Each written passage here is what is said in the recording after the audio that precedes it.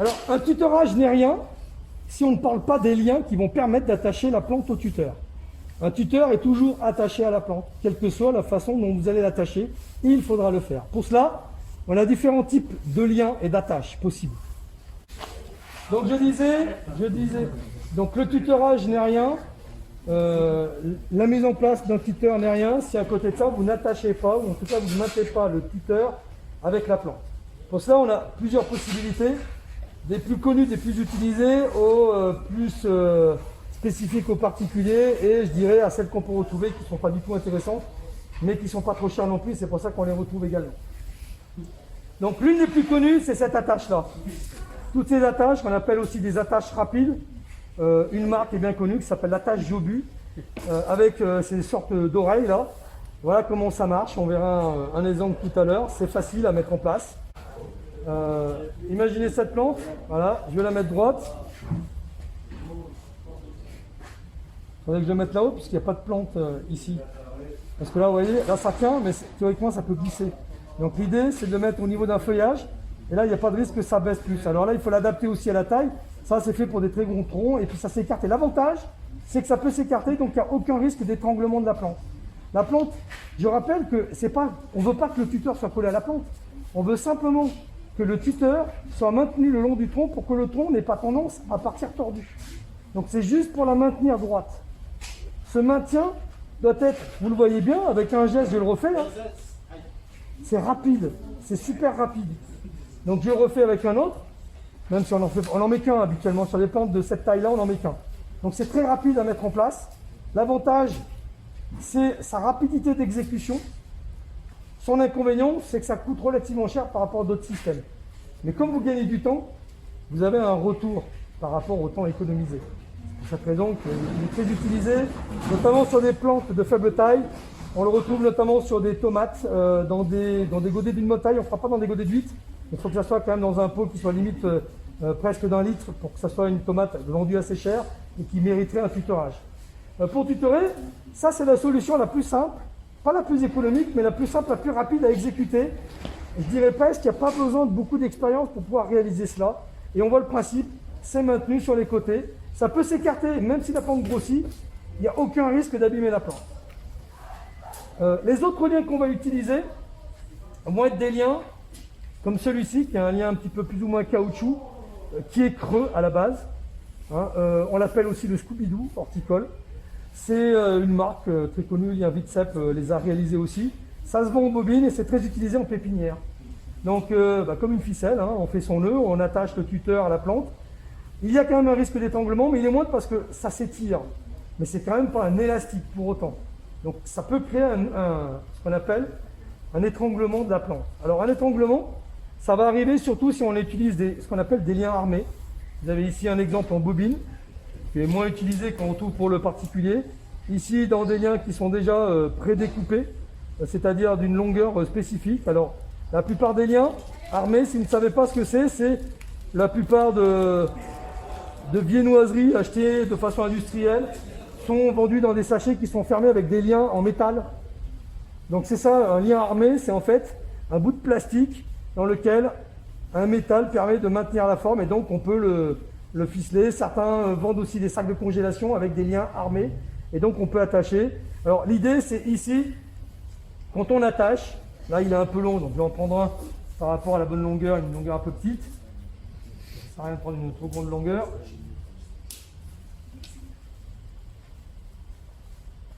Je tourne autour et si je veux attacher, je fais 1,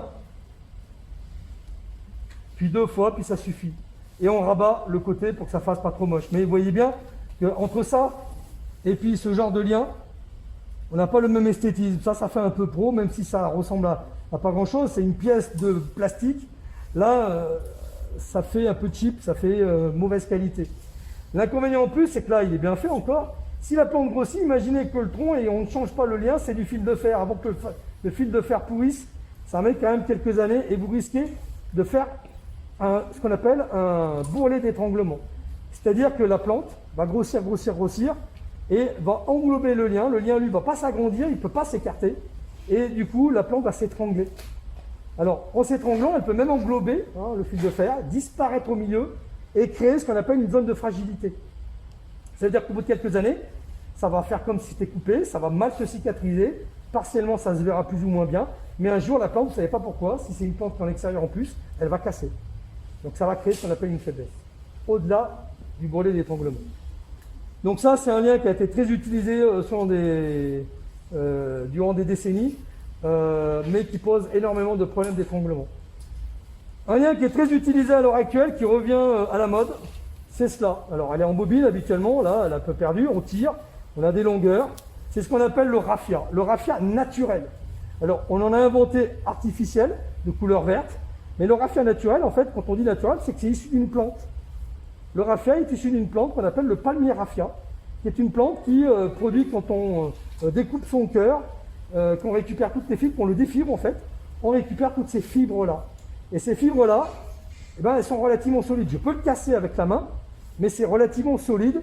Ça tient sur une saison. C'est très utilisé par les fleuristes parce que ça a un côté naturel et très utilisé par les jardiniers amateurs pour attacher leurs tomates parce que ça, au moins, même si ça part au compost, ça, c'est compostable. En lien armé, vous le retrouvez, tous ces liens artificiels, quand vous jetez les plantes au compost, ça ne se composte pas. Donc ça peut avoir un petit problème. Donc pour l'instant, ce sont des choses qui sont très utilisées, mais qui posent le problème de recyclage. Il faut s'imaginer que quand une plante est mise au compost, on ne s'amuse pas à enlever ces petits trucs-là. Ça prend trop de temps. Peut-être certains le font, mais d'autres, la plupart du temps, ne le font pas. Donc comme toute plante, quand on va attacher une plante, on prend la plante, et il faut savoir faire ce qu'on appelle un double nœud. Et on attache, en laissant un petit espace quand même. Donc j'ai laissé toujours un espace. C'est jamais serré. On est toujours sur un maintien de la plante.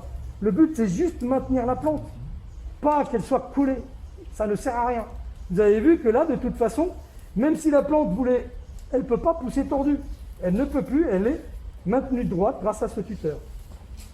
Après l'esthétisme, après, soit on recoupe le lien qui était un peu trop gros, pour que ça soit pas trop moche. Alors ça prend du temps. Tout ce qui est nœud va prendre du temps. On préfère largement ces attaches rapides qui sont hyper rapides. Alors, on fera ce type de lien si on est sur des plantes qui est en un prix plus élevé et dans lequel on veut peut-être faire un petit peu de cachet en mettant un aspect naturel. Et c'est surtout utilisé par les fleuristes. Le dernier que je voulais montrer, c'est la très connue pince Max Tapner. C'est une pince qui est très utilisée pour les plantes de haies et pour tout ce qui est pépinière, notamment les plantes grimpantes. Donc j'appuie, ça déroule le ruban, on le passe derrière et deuxième clic, ça agrafe et ça coupe en même temps. Et donc on retire la pince et ça laisse un lien qui est attaché. On regardera tout à l'heure les cyprès. C'est hyper rapide. Quand ça marche, quand ça galère, c'est une galère. Il vaut mieux encore utiliser du lien armé. Dans le tutorage, on a vu surtout pour l'instant le tutorage de tiges. Bien évidemment que c'est développé aussi du tutorage de fleurs. Donc ici sur les orchidées, notamment ici une phalaenopsis, mais sur un cymbidium on pourrait faire la même chose. On a donc une très grande hampe florale, quelquefois des hampes florales qui peuvent être multiples. Donc là c'est une plante qui a quelques temps, donc elle aurait dû être un peu soignée, dont on recoupe la hampe florale, donc on pourrait le faire. Et là on le voit que l'ancienne hampe florale a été attachée grâce à ce sorte de lien. On en existe d'autres, ces sortes aussi de pinces, comme des pinces à cheveux. Donc voilà, donc tout simplement on met les deux et ça tient. Alors pourquoi tutorer la hampe florale? Parce que les grappes de fleurs sont tellement imposantes que ça peut faire coucher la hampe florale et dans le transport ça peut casser la plante. Donc on veut les maintenir droites, donc ça aide pour la culture, ça évite qu'elle s'enchevêtre dans la plante d'à côté, ça aide pour le transport aussi, ça évite que la plante ait trop d'ampleur et qu'elle s'enchevêtre dans la plante également d'à côté quand elle est en rôle. Voilà, donc ça a des avantages en production. Après à la maison, si vous voulez l'enlever, vous pouvez l'enlever, mais il faudra faire attention parce que vous le voyez là, la hampe florale a fini, la hampe florale principale a fini de fleurir et on a fait une secondaire ici qui est en train de refleurir. Donc une orchidée peut continuer à fleurir le long de sa hampe florale première. L'une des dernières que j'ai oubliées, c'est cette petite chose. Alors, cette petite chose, elle est très utilisée en fait pour réaliser des tuterages en tipi.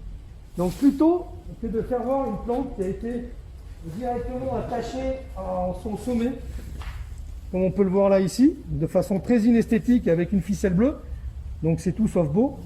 On peut s'imaginer que voilà, à ce niveau-là, Donc on a mis les 3 tuteurs et ils sont maintenus en fait dans chacune des encoches. Donc plutôt que d'avoir un tutorage en Tipeee qui soit juste ficelé, on peut s'imaginer en fait ce type d'attache. Et voilà ce que ça va donner. Donc on peut réaliser un Tipeee plus facilement avec ça, ça permet de gagner du temps.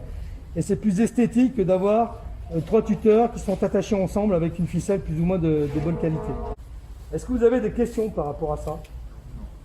Ça s'appelle comment ça? Alors, on appelle ça soit des attaches rapides. La marque, c'est une attache Jobu, c'est la marque. Donc tu retrouves sur internet, il y a différents diamètres. Donc ce que j'ai pas fait voir, c'est qu'il existe différents diamètres en fonction du diamètre du tuteur et de la plante à tutorer. Là, on est sur de la tomate. Voilà. Et là, on est sur du Ficus elastica. Une plante un peu plus grosse. Très utilisé sur plantes vertes que sur pépinière. En pépinière, on va utiliser plutôt la Max Tapner. Et là, en floriculture, plutôt ce genre d'attache. Je le redis, les autres attaches vont exister, mais on va essayer d'éviter parce qu'elles vont prendre du temps.